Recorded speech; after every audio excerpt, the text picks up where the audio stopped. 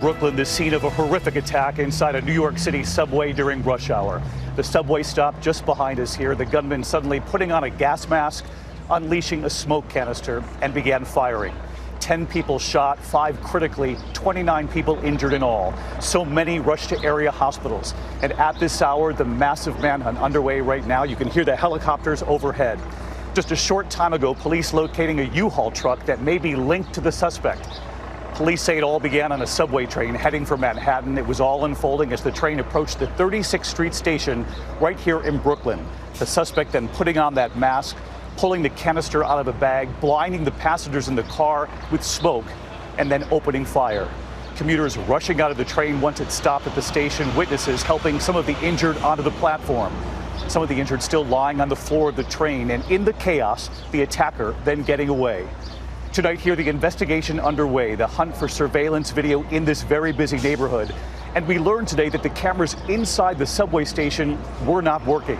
But a witness did get an image of the attacker, and that image tonight is now being circulated among law enforcement. Police believe this attack was planned out, and tonight here, our team with new reporting, including that breaking headline involving a person of interest. ABC's Janae Norman leading us off right here on the scene in Brooklyn tonight. Tonight, police searching for this man, Frank James, now a person of interest in the investigation into the mass shooting on the subway. We are endeavoring to locate him to determine his connection to the subway shooting, if any. The horror unfolding at the peak of rush hour. Some people heading to work, others to school. Their train pulling into a Brooklyn station, but then, when the doors opened, pandemonium. Terrified commuters scrambling out of the subway car, smoke billowing behind them. 36th Street and 4th Avenue. That's where multiple people shot with an explosive device. Victims sprawled across the platform, and inside the train, a fight for survival. This man helping one of the victims. The whole ordeal, the stuff of New York nightmares. Police say the shooter was a passenger on the train, initially just another face in the crowd, seen in a green construction vest, mumbling to himself. New York's new police commissioner describing the moment he unleashed the smoke inside that car. As the train was pulling into the station, the subject put on a gas mask. He then opened a canister that was in his bag, and then the car filled with smoke. After that, he began shooting. Passengers couldn't see, couldn't breathe. One man we spoke with thought the pops he heard were fireworks. It's not until after the popping stopped, like I saw on the floor that there was a lot of blood.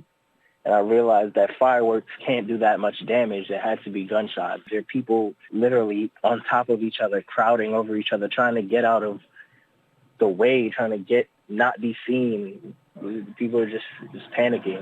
Soon, commuters were rushing up and out of the station, streaming onto the street. I seen a couple people walk out and they just fell in the middle of the street, you know? What did they look like? They all got shot. I've never seen something like this, and it was just shocking and scary, and at the same time, wondering if the gunman is here or not. Yeah. Governor Hochul warning that, yes, the shooter was still out there. This person is dangerous.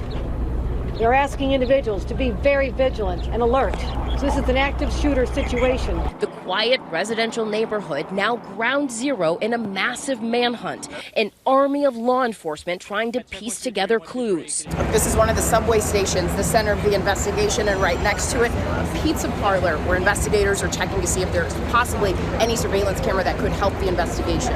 They're checking every camera in the neighborhood, but remarkably, New York officials say the camera inside the subway station itself malfunctioning.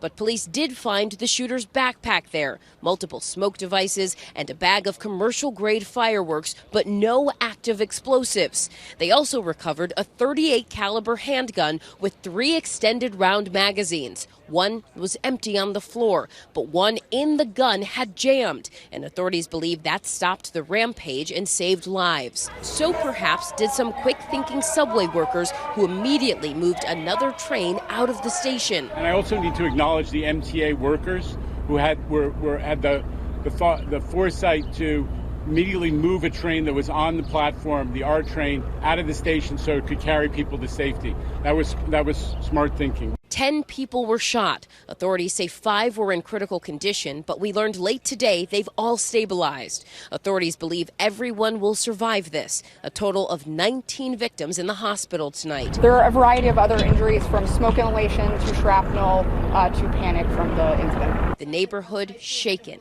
Classrooms told to shelter in place. I spoke with Selma Castro, who raced to her son's school. What goes through your mind knowing that your son was riding the train to school right around the time this happened?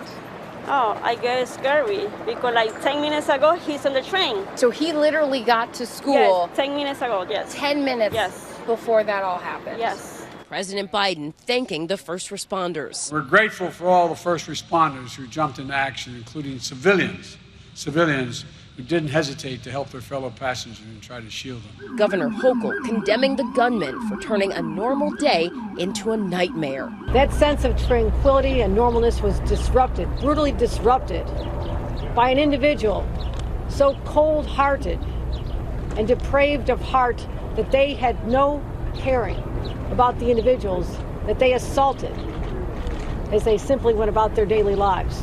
And Janae Norman with us here in Brooklyn tonight. And Janae, as you just reported there, authorities are looking to find any images from the surveillance cameras all throughout this neighborhood. We learned the cameras in the subway, as you pointed out, were malfunctioning. But our team has learned tonight the police did manage to get a picture of the suspect from a bystander.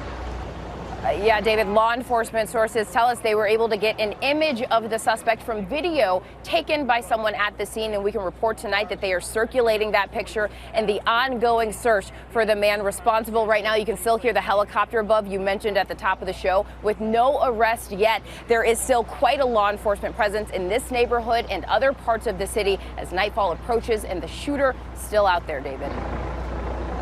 Yeah, the presence is just extraordinary. The police presence here tonight. Janae Norman in Brooklyn all day for us. Hi, everyone. George Stephanopoulos here. Thanks for checking out the ABC News YouTube channel. If you'd like to get more videos, show highlights, and watch live event coverage, click on the right over here to subscribe to our channel. And don't forget to download the ABC News app for breaking news alerts. Thanks for watching.